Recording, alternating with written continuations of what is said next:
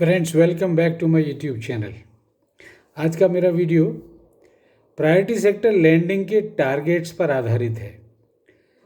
हाल ही में 24 मार्च 2025 को reserve bank ने प्रायोरिटी सेक्टर लैंडिंग टारगेट्स और जो सब लिमिट्स हैं हमारे डिफरेंट सब सेक्टर्स की, उनको टोटली रिवाइज कर दिया है।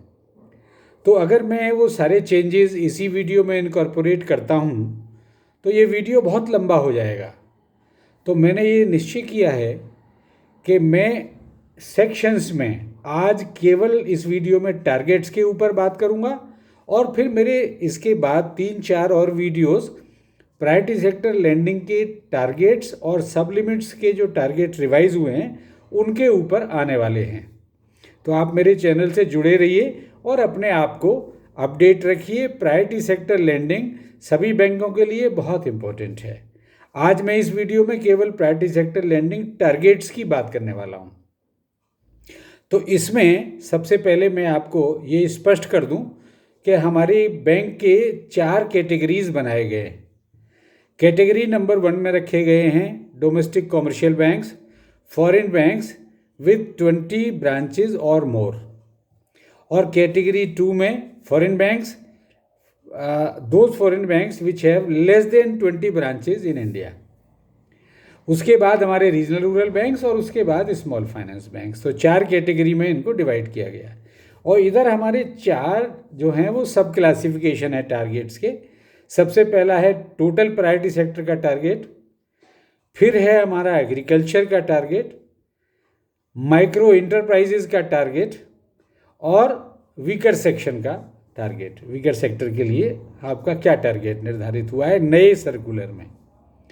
तो सबसे पहले टोटल प्रायोरिटी सेक्टर का फर्स्ट कैटेगरी, जिसमें domestic commercial banks, foreign banks with 20 branches और मोर आते हैं। तो ये टारगेट उनका है 40% of adjusted net bank credit और credit equivalent amount of off balance sheet exposures, whichever is higher। Second category में आते हैं foreign banks with less than 20 branches in India.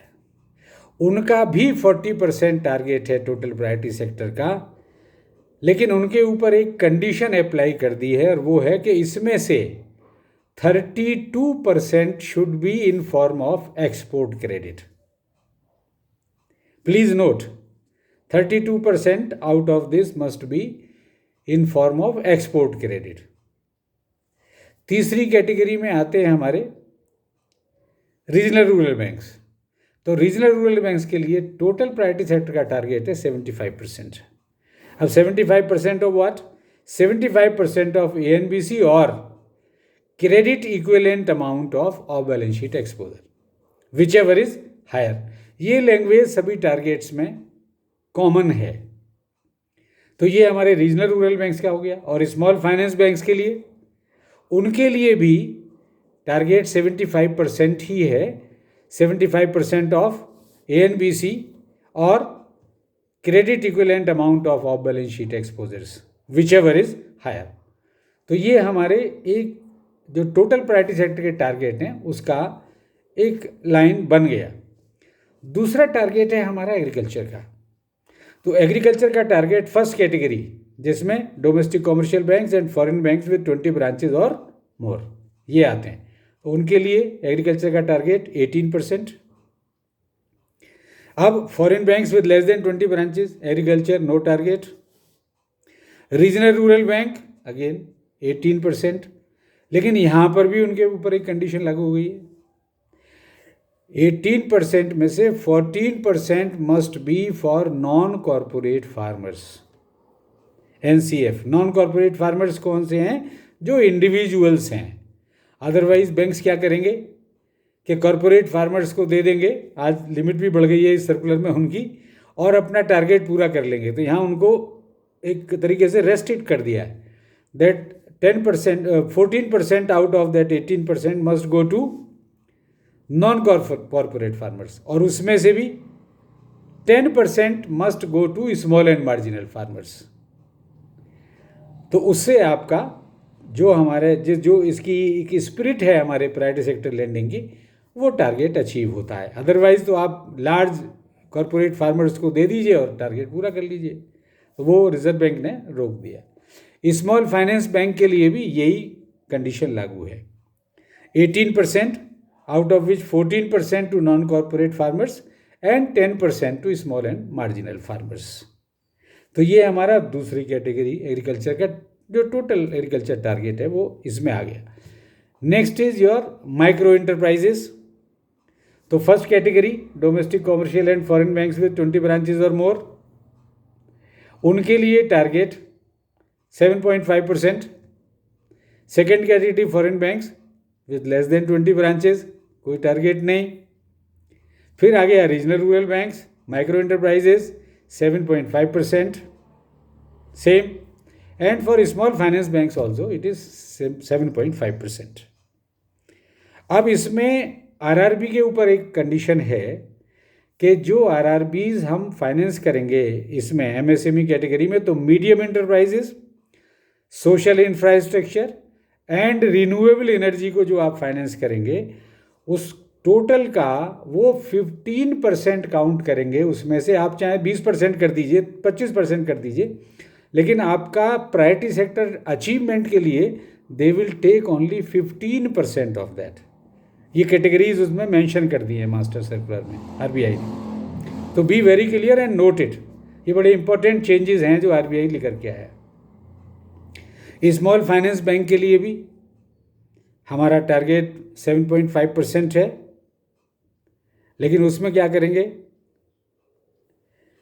कि उसमें भी आपका लैंग्वेज वही रहेगा 7.5%। पूरी कैटेगरी में लैंग्वेज वही है 7.5% ऑफ ANBC और credit equivalent amount of balance sheet exposures whichever is higher.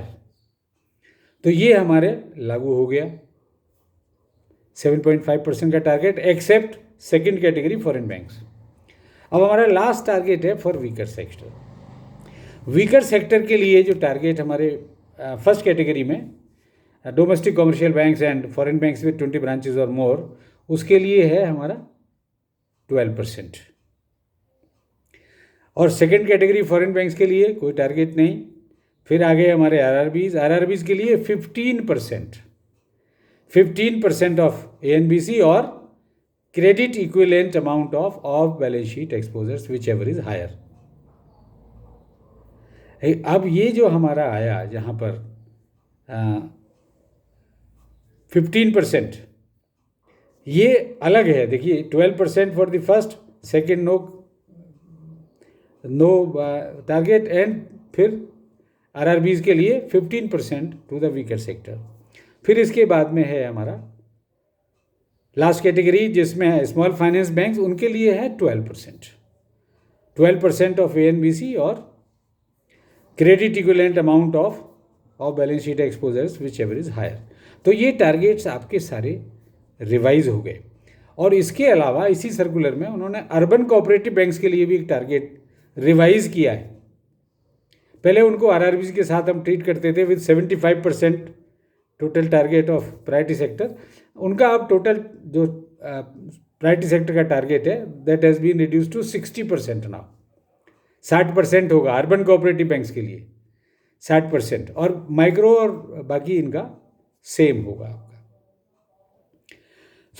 ये टारगेट्स के बारे में मैंने एक्सप्लेन किया। कल या परसों में मैं आपको डिफरेंट एस्पेक्ट्स जो चेंजेस आए हैं और जो बड़े ग्लेरिंग चेंजेस हैं, बड़े इंपॉर्टेंट चेंजेस हैं, वो आपसे शेयर करूंगा। आपने मेरी बात को ध्यान से सुना, इसके लिए आपका बहुत बहुत धन्यवाद। मेरे से जुड़े रहिए और बैंकिंग में अपने आप को अपडेट रखिए। Thank you very much.